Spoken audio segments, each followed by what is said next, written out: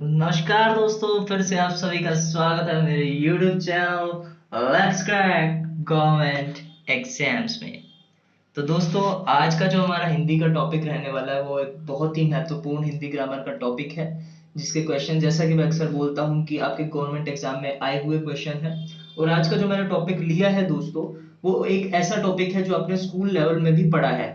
तो I hope उसको समझते हुए, उसको पढ़ते हुए आपको कोई ज़्यादा दिक्कत नहीं आएगी। मैंने उसके सारे जो भेद हैं या उसके जो सारे एग्जाम्पल्स हैं वो अच्छे से क्लियर करने की कोशिश की है अपनी इस पूरी वीडियो के अंदर। तो आई होप आपको वीडियो पसंद आएगी। वीडियो में हमारे साथ लास्ट तक बने रहे दोस्तों।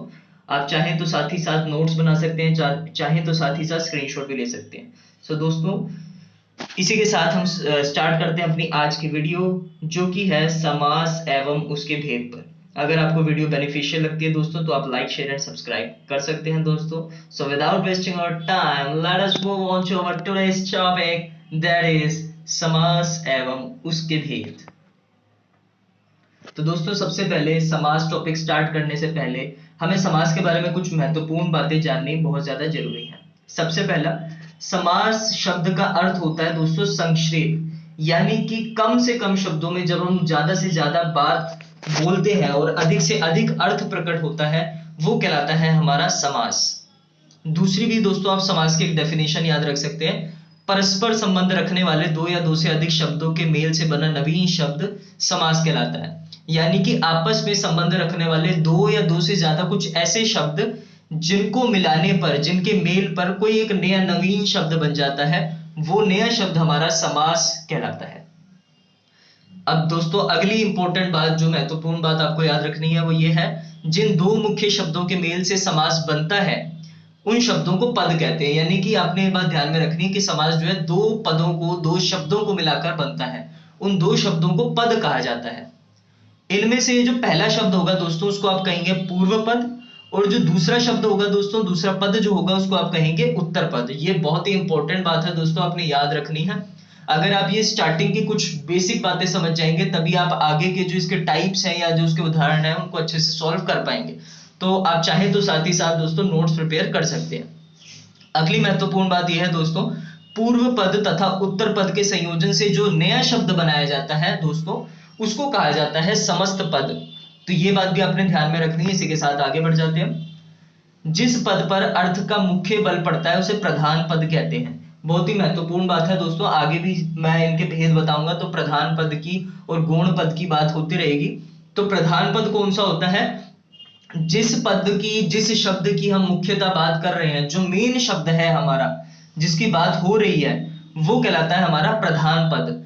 अर्थ का, अर्थ जिस पर मुख्य बल पड़ता है जिसका, वो होता है हमारा प्रधान पद। और जिस पर इतना ज्यादा अर्थ का मुख्य बल नहीं पड़ता, वो कहलाता है हमारा गौण पद।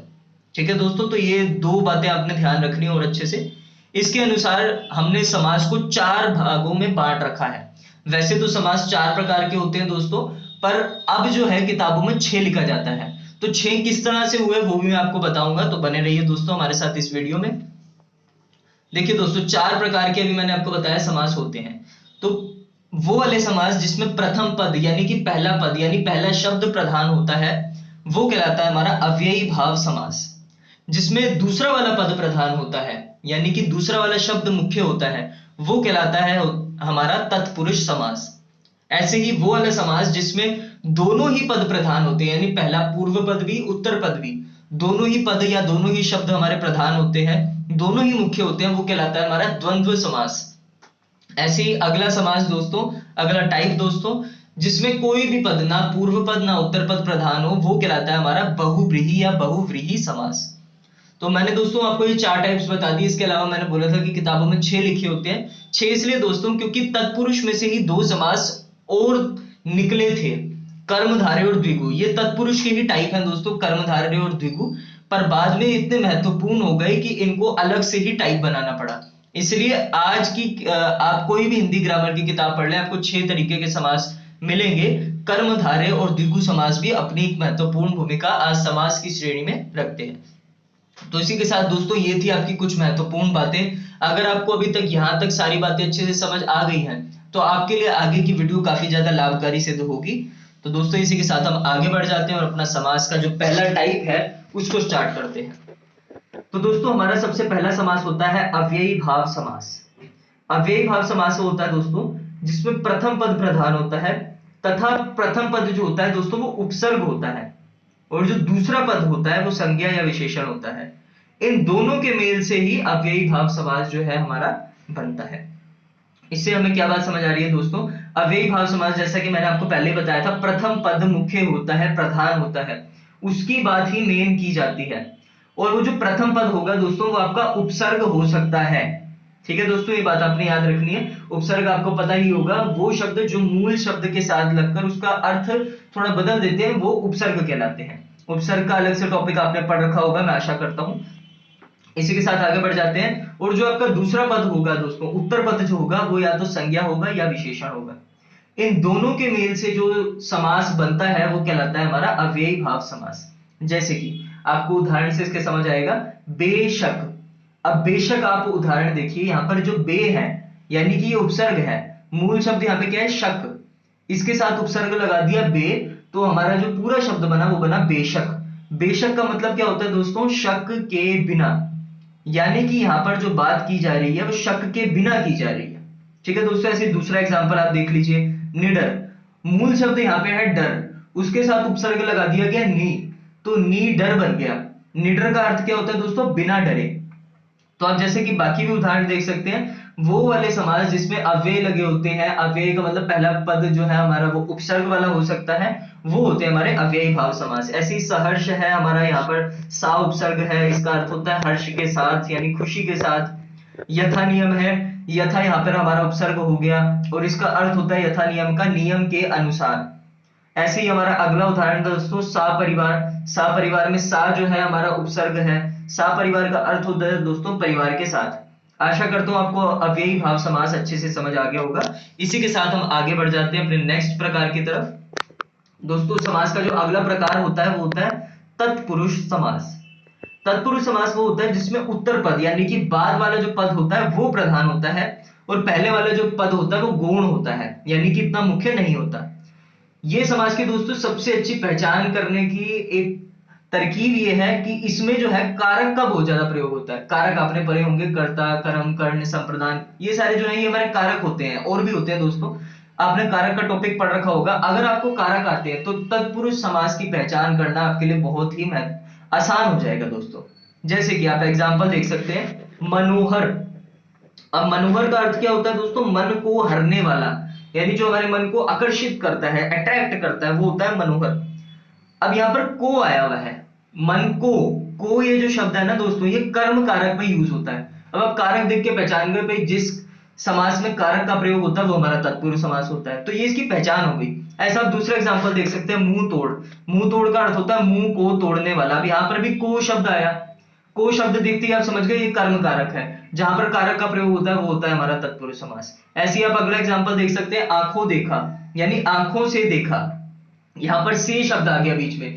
अब से क्या है आपको पता है, करण कारक है, जहां पर कारक आया वो जो है हमारा तत्पुरुष समास होता है। तो इसी प्रकार आप बाकी एग्जांपल भी देख सकते हैं दोस्तों, वो समास जहां पर कारक का प्रयोग होता है वो तत्पुरुष समास होता है हमारा। ये इसकी पहचान करने का एक सबसे सरल और स्वाभाविक तरीका है। इसी के साथ आगे बढ़ जाते हैं हम अपने नेक्स्ट प्रकार की तरफ, कर्मधारय समास। जैसे कि दोस्तों मैंने आपको बताया था तत्पुरुष में से ही दो प्रकार निकले थे, एक था कर्मधारय और एक था द्विगु। तो कर्मधारय जो है वो तत्पुरुष में से निकला हुआ ही एक समास है। ये एक ऐसा समास है जिसमें उत्तर पद प्रधान होता है दोस्तों। अब जैसा कि अभी मैंने आपको बताया था तत्पुरुष में भी उत्तर पद प्रधान होता है, कर्मधारय में भी उत्तर पद प्रधान होता है। ऐसा इसलिए क्योंकि कर्मधारय भी तत्पुरुष में से ही निकला है। ठीक है दोस्तों, तो इस समास में भी उत्तर पद प्रधान होता है तथा ये समास दोनों पदों में से किसी न किसी संबंध को दर्शाता है। अब इसके अंदर जो दो पदों की बात की जा रही होगी दोस्तों, उनमें किसी न किसी तरीके का संबंध दर्शाया गया होगा। जैसे कि एग्जाम्पल के थ्रू समझिए, दुर्वचन, बुरे हैं जो वचन, यानी कि दुर का मतलब तो होता है बुरे, और वचन का मतलब होता है कुछ शब्द, यानी कि ऐसे वचन जो कि बुरे हैं। अर्थ बता रखा है कौन से वचन, जो कि बुरे वचन है, वो होते हैं दुर्वचन। नील कमल, नील कमल अगला उदाहरण है, नीला है जो कमल।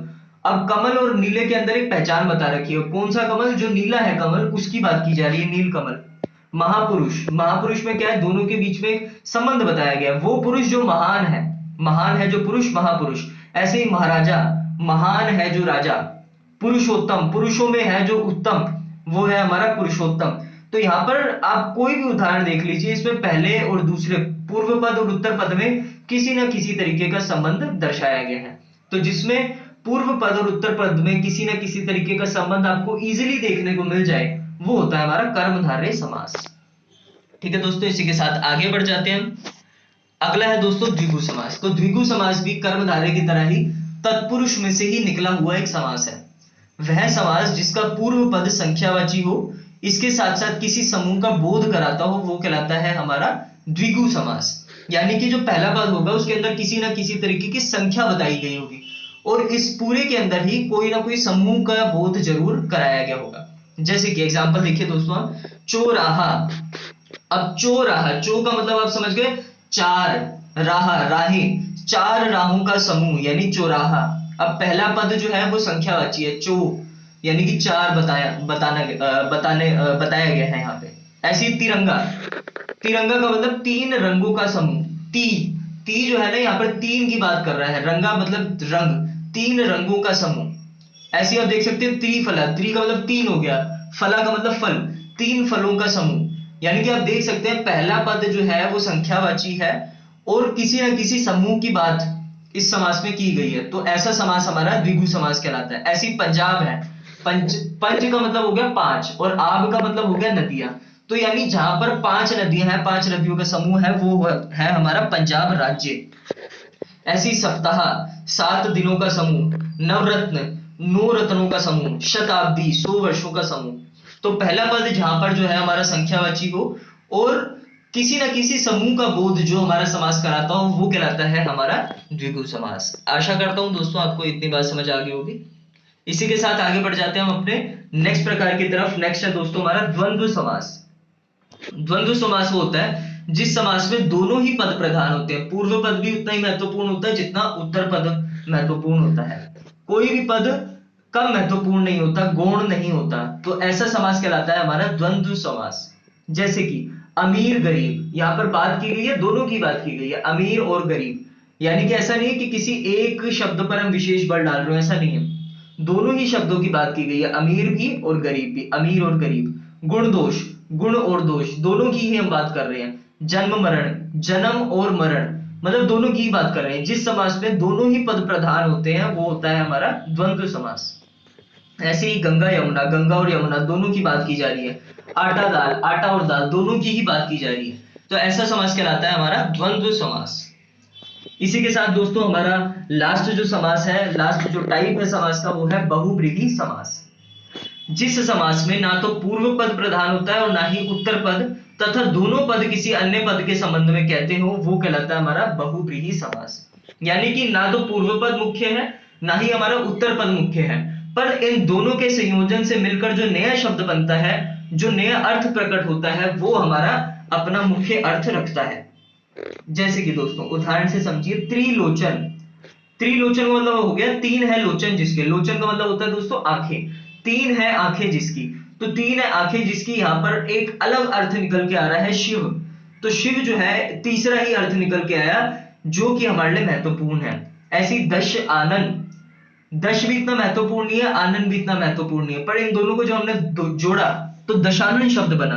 दशानन का अर्थ क्या होता है? 10 है आनंद जिसके, 10 है सर जिसके। तो 10 है सर जिसके, वो कौन है? वो रावण है। ऐसे ही गजानन, गज के समान आनन है जिसके, जिसके जो सर है वो हाथी के सर के समान है, वो कौन है? गणेश। चौपाया, चार है पैर जिसके, जिसके चार पैर होते हैं वो कौन होता है दोस्तों? पशु। इंसान के तो दो पैर होते हैं, तो जिनके चार पैर होते हैं वो कौन है? पशु है। ऐसे ही चतुरानन, चतुरानन मतलब चार है आनंद जिसके। अब चार सिर किसके होते हैं दोस्तों? ब्रह्मा, ब्रह्मदेव के होते हैं चार सिर। तो ऐसा समाज जिसमें आप देखेंगे ना तो पूर्व पद इतना महत्वपूर्ण है ना ही उत्तर पद, पर इन दोनों के मिलाप से, इन दोनों के संयोजन से जो एक नया अर्थ बन रहा है दोस्तों, वो अपने आप में एक महत्वपूर्ण अर्थ, एक विशेष अर्थ रखता है, वो कहलाता है हमारा दोस्तों बहुव्रीहि समास।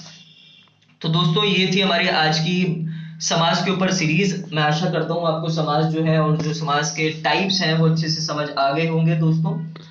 मैंने 100 उदाहरण आपको समझाने की अच्छे से कोशिश की है दोस्तों। आशा करता हूँ आपके लिए जो वीडियो है बेनिफिशियल रही होगी। तो आज के लिए दोस्तों बस इतना ही, मिलते हैं अपने नेक्स्ट वीडियो में फिर किसी नए टॉपिक के साथ। तब तक के लिए दोस्तों धन्यवाद।